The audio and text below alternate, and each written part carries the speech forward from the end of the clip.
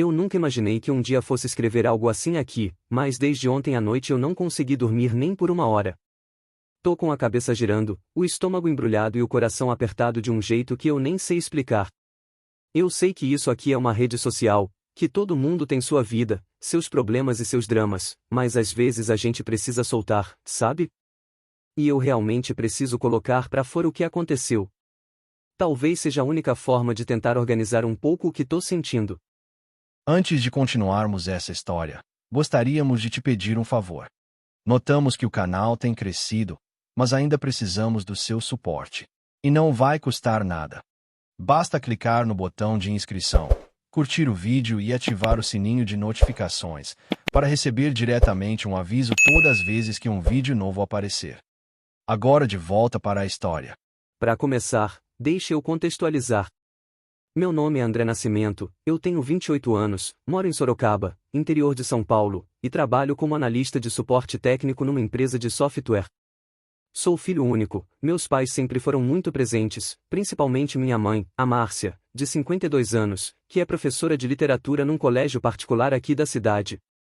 Meu pai, o Sérgio, tem 54, é engenheiro civil e passa boa parte da semana em obras, às vezes até em outras cidades da região. A gente sempre teve uma vida bem estável, nada luxuoso, mas com conforto e tranquilidade. E no meio dessa vida toda, tem uma pessoa que sempre foi parte fundamental da minha história, o Felipe Duarte, meu melhor amigo desde o ensino médio. Ele tem 29 anos, nasceu aqui também, e hoje trabalha como fotógrafo freelancer. A gente se conheceu no Colégio Estadual Campos do Sol, lá por volta de 2010. Lembro que na época eu era meio tímido, e ele, o completo oposto, um falante, brincalhão, o tipo de cara que fazia amizade até com o porteiro da escola. A gente virou amigo de um jeito meio inesperado. Ele sentava atrás de mim na aula de matemática e vivia me pedindo ajuda nas provas.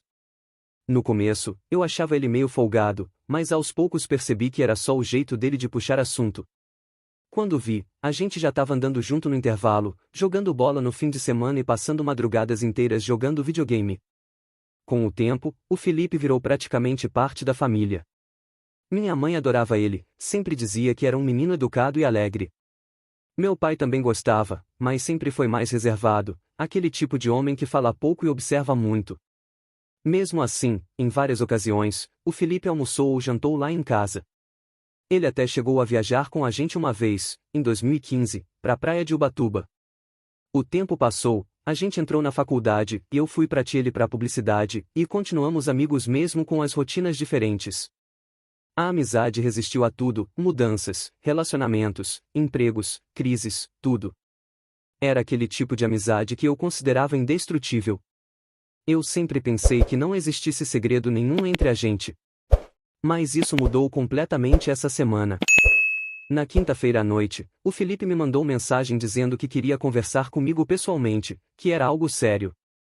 Achei estranho, porque ele é o tipo de pessoa que fala tudo no WhatsApp, até coisa séria. Mas ele insistiu. Disse que preferia falar cara a cara, que era importante. Combinamos de nos encontrar na sexta, depois do trabalho, num bar tranquilo que a gente costuma ir desde os tempos de faculdade, o Bar Duval, ali no Campolim. Cheguei lá achando que ele ia me contar alguma coisa sobre o trabalho, ou talvez algum problema pessoal. Ele estava estranho. Quieto. Evitava olhar nos meus olhos. Pediu uma cerveja, deu uns goles e respirava fundo o tempo todo. Depois de um silêncio enorme, ele disse que precisava me contar algo que estava guardando há muito tempo.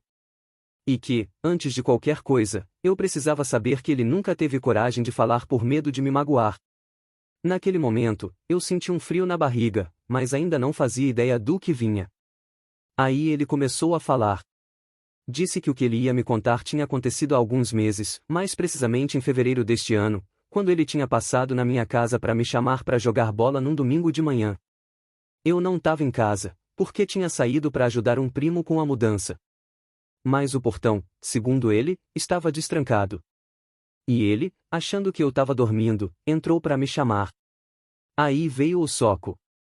Ele disse que, quando passou pelo corredor e olhou na direção do quarto dos meus pais, viu algo que até hoje ele não conseguiu apagar da cabeça. Ele viu minha mãe deitada na cama, nua. E do lado dela, e não era o meu pai. Era o pai dele. Quando ele disse isso, eu senti o chão sumir.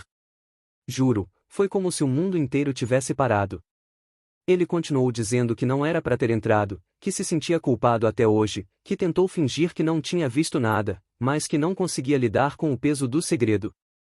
Disse que até tentou me evitar por um tempo, com medo de deixar escapar alguma reação. Que achou que, se ficasse calado, as coisas se resolveriam sozinhas. Mas não se resolveram. E agora, depois de meses, ele decidiu me contar porque não aguentava mais viver com isso guardado. Naquele momento, eu fiquei completamente sem reação. Não chorei, não gritei, não fiz nada. Só fiquei olhando para ele, tentando entender se aquilo era verdade ou algum tipo de delírio. Ele parecia sincero, arrasado, tremendo. Disse que o pai dele, o Marcelo Duarte, de 56 anos, sempre teve uma postura meio fechada em casa, mas que nos últimos tempos vinha agindo estranho, ficando mais ausente, evitando a esposa, a dona Helena, mãe dele. O pior é que faz sentido. Agora, pensando bem, lembro que nesses meses minha mãe também andava diferente. Mais vaidosa, mais reservada, passando mais tempo no celular. Eu cheguei a achar que fosse coisa da idade ou alguma crise pessoal. Mas agora, depois de ouvir isso, tudo parece se encaixar de um jeito horrível. Saí do bar sem conseguir dizer uma palavra. Deixei o Felipe lá, tentando me chamar, mas eu não consegui nem olhar para ele. Voltei para casa dirigindo sem sentir as mãos no volante.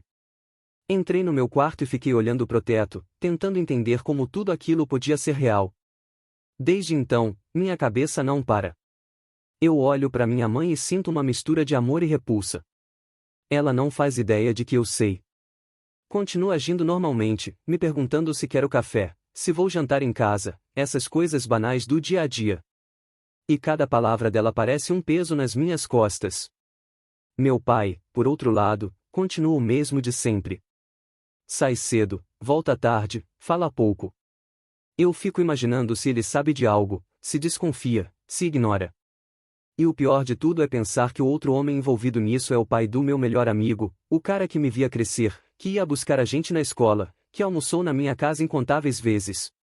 Eu tô dividido entre duas dores, a traição da minha mãe e a mentira do meu amigo. Porque, por mais que eu entenda que ele tenha se assustado, ele escolheu esconder de mim. Durante meses, ele me viu rir, conversar, sair com ele, sem nunca me contar. Desde sexta eu não falo com o Felipe. Ele mandou várias mensagens, pedindo desculpa, dizendo que entende se eu quiser me afastar, mas que não conseguia mais viver com o segredo. Eu nem consegui responder. Abro as mensagens e fecho. Não sei o que dizer. E tem o detalhe mais pesado de todos, a dona Helena, mãe do Felipe, não sabe de nada. Segundo ele, o pai dele pediu separação há 2 semanas, dizendo que queria um tempo para pensar. Ou seja, talvez isso ainda esteja acontecendo. Talvez o caso nunca tenha acabado. Eu fico imaginando as cenas. Minha mãe e o pai dele, se encontrando às escondidas, talvez aqui mesmo, na minha casa, enquanto meu pai estava viajando a trabalho. Cada vez que penso nisso, sinto o estômago revirar. Nos últimos dias, eu tenho tentado seguir minha rotina normal. Vou pro trabalho, atendo clientes, finjo concentração, mas por dentro tô completamente destruído. À noite, chego em casa e me tranco no quarto. Minha mãe já perguntou várias vezes se tá tudo bem, e eu só respondo que tô cansado. Mas dá pra ver que ela sente algo diferente no ar. Uma parte de mim quer confrontar ela. Olhar nos olhos e perguntar se é verdade. Outra parte quer fingir que nunca soube. Mas o que mais me atormenta é não saber o que fazer com a amizade do Felipe. Ele sempre foi meu irmão de coração. Sei que ele só me contou porque se sentiu encurralado pela consciência, mas ao mesmo tempo, ele me deixou vivendo uma mentira por meses. Ontem, para piorar, eu encontrei o pai dele por acaso, no supermercado. Ele me cumprimentou normalmente, como se nada tivesse acontecido.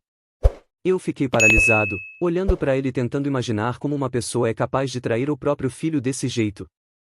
Porque, além de trair a esposa, ele destruiu a confiança entre 2 amigos que cresceram juntos. Eu sei que muita gente vai dizer que a culpa não é do Felipe, que ele fez o que pôde, que o erro é dos adultos. E eu entendo isso racionalmente. Mas emocionalmente, é impossível separar as coisas. Cada vez que penso nele, lembro da cena que ele descreveu. Lembro da voz dele tremendo, do olhar de culpa. E sinto vontade de sumir. Hoje é domingo, e eu tô escrevendo isso aqui sentado na varanda de casa, enquanto minha mãe faz almoço na cozinha. O cheiro da comida, que sempre foi um símbolo de casa e aconchego, agora me enjoa. Me pergunto quantas vezes ela cozinhou assim, depois de se encontrar com o Marcelo, e fingiu que estava tudo bem. Eu não sei o que vai ser daqui pra frente. Sei que a confiança que eu tinha nas pessoas levou um golpe profundo. Eu, que sempre achei que conhecia bem minha família e meus amigos, agora percebo que ninguém conhece ninguém de verdade. Talvez um dia eu consiga perdoar o Felipe. Talvez até entenda minha mãe, de alguma forma. Mas agora, no meio desse turbilhão, tudo o que eu quero é silêncio. Silêncio para tentar entender como uma amizade de 13 anos pode acabar por causa de uma verdade que nunca deveria ter existido. Silêncio para tentar lidar com a imagem da mulher que me criou sendo a pessoa que destruiu o elo mais puro da minha vida. Silêncio para entender que, às vezes, quem a gente mais ama é quem mais pode nos ferir. E o pior de tudo é que, mesmo depois de tudo, uma parte de mim ainda sente falta do Felipe. Porque, por mais que ele tenha me contado algo que acabou com a minha paz, ele ainda foi o único que teve coragem de me dizer a verdade. E talvez, no fim das contas, seja isso o que mais dói.